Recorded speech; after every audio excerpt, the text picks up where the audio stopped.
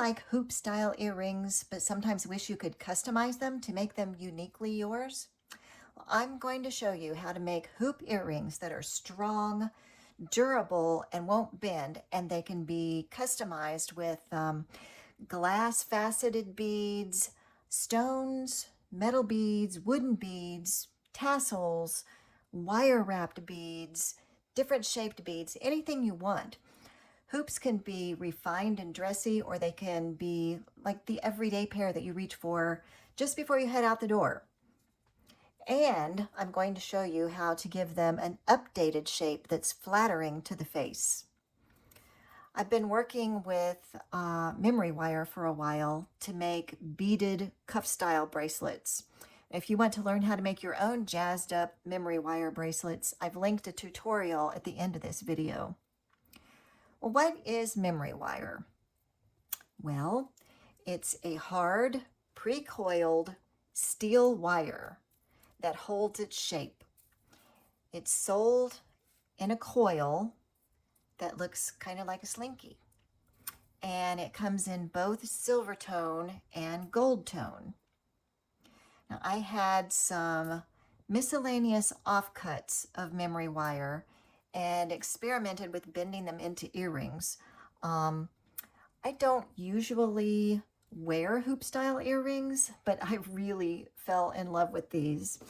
They're very flattering, no matter the length of your hair or the shape of your face. So here are some ones that here are some earrings that I've been experimenting with, and I'll show you this, what I call updated shape, this elliptical or I don't know, eyeball, fish shape, whatever you want to call it. It works really well, especially if you're going to like dangle a bead from the bottom of it like that, or you don't even have to do that. It just looks good, like these that I made with just the beads and maybe kind of a little focal bead there. So with a couple of specific techniques and preferably 2 inexpensive specialty tools, these are super simple and fast to make. So here's what you'll need. Of course, you'll need your memory wire.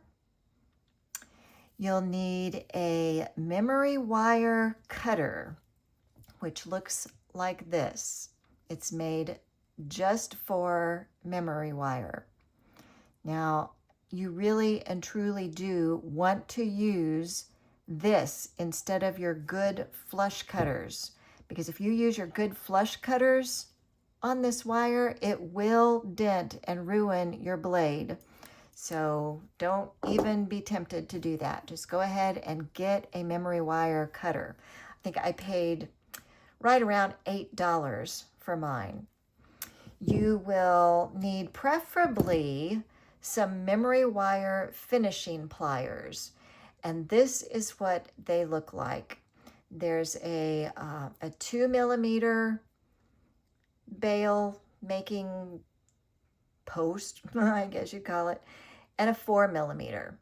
And it's very grippy. It's very easy to grip the memory wire, because the memory wire is a little bit tricky to bend.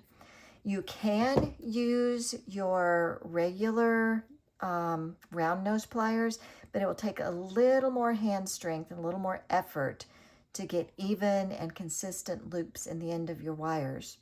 And I paid about $10 for my memory wire finishing pliers. Well worth it. You will need some chain nose pliers or any kind of pliers that's flat on the inside. Okay. You don't have to be fancy. They don't have to be big, but just some chain nose or any type of flat pliers. And of course, you'll need some beads or some drilled stones of your choice. Today, I'm using some 6mm faceted glass black and white beads and some 2mm silver spacer beads. And you'll need some earring wires of your choice.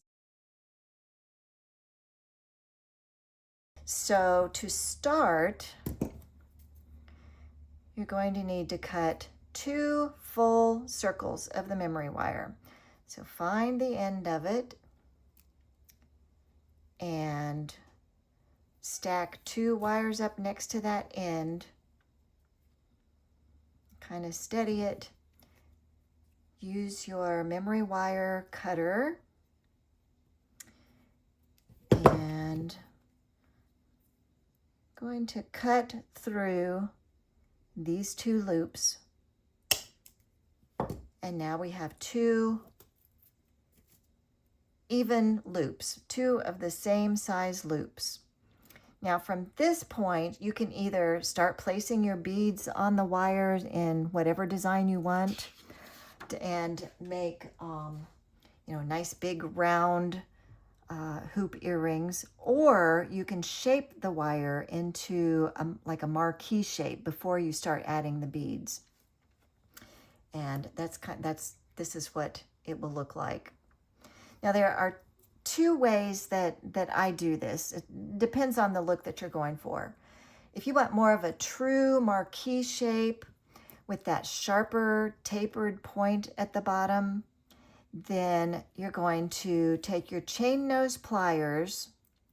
You're going to put, first of all, you're going to put your wires together. Make sure that the ends are matched up, because we want to bend both of these wires at the same time and in the same place. So make sure they're even. Grab them at the top where they open up. And you're going to put your flat nose pliers about in the center of both wires at the same time. Okay, so they're roughly about in the center. Now you're going to push right up against those pliers. That's why I said they need to be flat in the center, because then you're going to get your nice pretty point on the end. If you do them both at the same time, you're assured that they're going to be the same shape. Okay, so now you have 2 pieces that look like this. All right, so set one of those aside. And now you can start applying your beads. You can go up as far as you want to on your wire, but for these, we're just going to add beads to about the bottom 1/3 or 1/4 of the wire.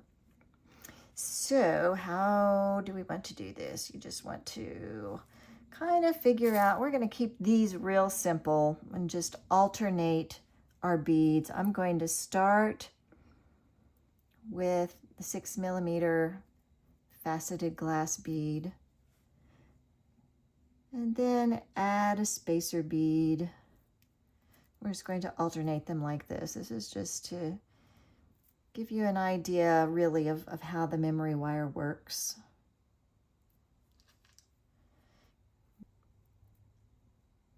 I think that looks pretty good. If you wanted to, you could wrap a briolet, just a quick little wire wrap like I did on that one, and dangle that one from the center. But for now, for demonstration purposes, I'll show you how we're going to finish this off. So when you have your beads on,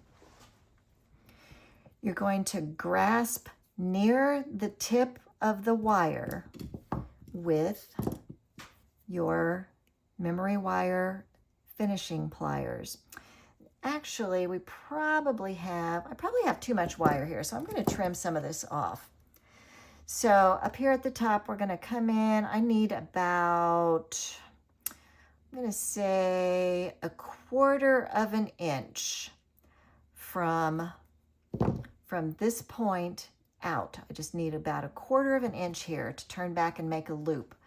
So I'm going to trim off the excess. Cut that off. Now we're going to take our memory wire looper. And with this first loop, we want it to face toward us. We want it to be perpendicular to the wire. So secure the wire and grab onto it. Now I'm going to use the small part of this pliers, and I'm going to start it. Easier said than done. I'm going to grip it really hard. I'm going to start bending it this way toward me. Now I'm going to turn my pliers and my hand over because it's easier once you get it started, once I get it started, it's easier for me to do it like this. You do it however you wish, but hold on to it really tight, and we're going to make a loop, and we're going to keep going until the end of that loop touches the wire. Okay, I don't know if you can see that. So we have something that looks like that. And I am going to bend this down just a little bit, and I'll show you why in a minute. All right, so now we're ready to finish off the other end. And to do that, you're simply going to put the end through our little loop that we made. I'm going to turn it over this way because I'm right-handed and it will be easier for me to work with. And we're going to make another loop similar to how we did here, but this time the loop is going to go back on itself in the same plane with this wire. Not perpendicular like we did this one. It's going to go back this way. I'll show you. But I have too much wire, and so for this one, I'm going to leave myself about a 1/2 inch to work with, and I'll show you why. I'm going to use the larger side of the plier this time. And you're going to grab your wire, the very tip of it, don't leave any sticking out. And you may have to pull this part down a little bit so that you can get a good grip on this wire. And then start rolling it back. Now once I get it to about here, I let go, turn my hand over, turn the pliers over so that I have more of a pulling motion. And a little trick about these memory wire looping pliers, is if you put your wire right up next to the face, right here, this square flat part, then it will really help you to get a straight parallel loop like we're looking for. So just slowly bend the wire, making that loop. Again, we want to make this loop to where it touches itself. I didn't quite get it there. Let's try that a little bit more. All right, and so that is what that loop looks like. And then when you put it together, voila. You have the big loop sitting on top of and through the small loop. Now, you may want to adjust your loops a little bit. Like you can see, this top loop is not perfectly straight with the rest of the earring. Now, if that doesn't bother you, that is perfectly fine.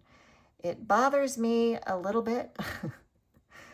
So I'm going to take my flat nose, my chain nose plier, and just gently kind of bend that back into shape. And also, if you see that your small loop is not touching your wire, you can always take your pliers and gently squeeze it together so that it is.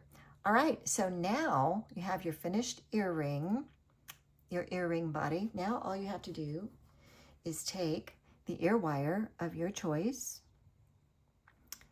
and slip it on. Close it up.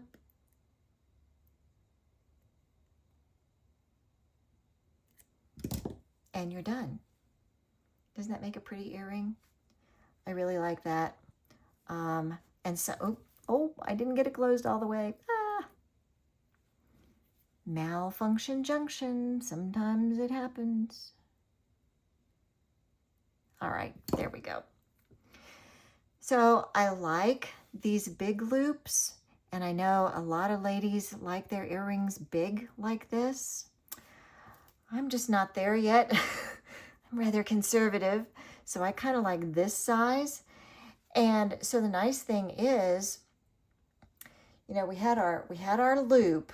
We started out with 2 full loops.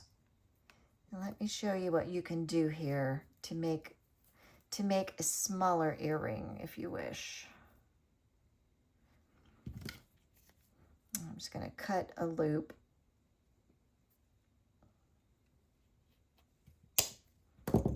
So what you can do, let's say, oh, and this will be a good way for me to show you the second way to bend these. You know, I showed you the first way with the pliers in here, and you bend it up with the pliers and you get the nice point on the end. But what if you want it a little softer, a little more round? So what you're going to do, and don't worry, I'll get to the size point with this also. So you just kind of hold on to the wire at the bottom middle. You got your open ends up here. And then with your other hand, kind of take it firmly, kind of start squeezing down just past the halfway mark, because that will get you a nice, soft, round bend at the bottom of that wire. And you can see the difference. You see the difference between that bend, how it's more rounded, and this one is more pointed. And it's totally up to you. If you like the softer look, then just bend it with your fingers. It's super simple to do. Now, so let's say that I wanted more of this size.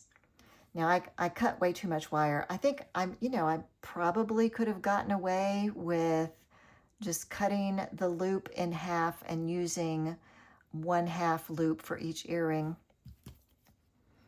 But never fear, because I have something in mind that will be coming up in a future video that I'll use these offcuts for. So we don't need these long rabbit ears for this. So we're going to cut off some. I'm going to leave myself about 1/2 inch on each side. I'm going to use those offcuts. So now you just start beading again with whatever design, whatever beads you want.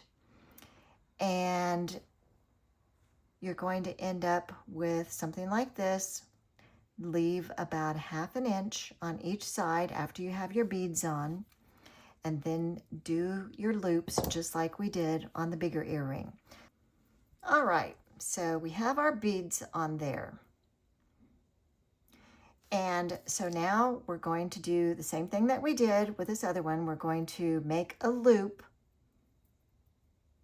We're going to crisscross these and get the shape that you want. And please remember to do both of them at the same time, which I'm not doing. Do as I say, not as I do. But if you do both of them at the same time, then they'll both be both your earrings will be the same shape. All right, so I am actually going to put a little piece of tape on one end of these, because if I don't, everything will go flying off. So one memento, please.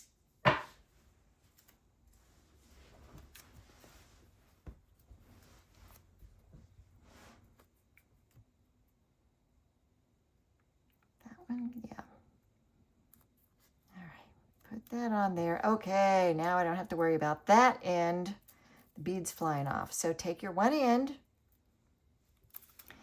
This is the end that we're going to make the small loop, and it's going to be perpendicular, meaning the loop is going to face us. It's going to face you. So grab hold of it and start rolling that wire, grasping it tightly and rolling it towards you. Slowly, and you can reposition your tool to get a better grip. Go all the way around until your loop is touching.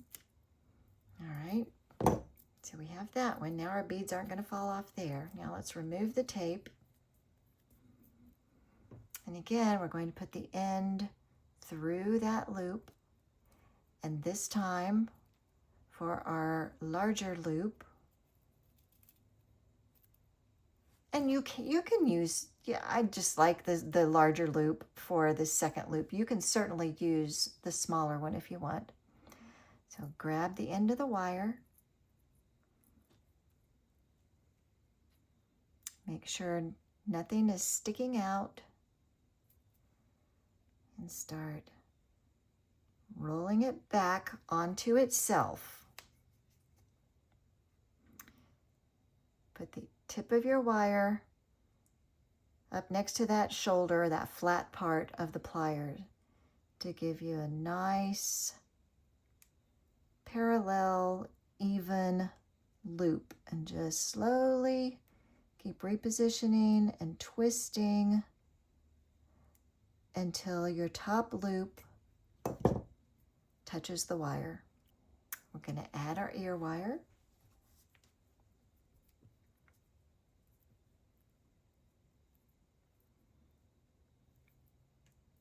Close it up.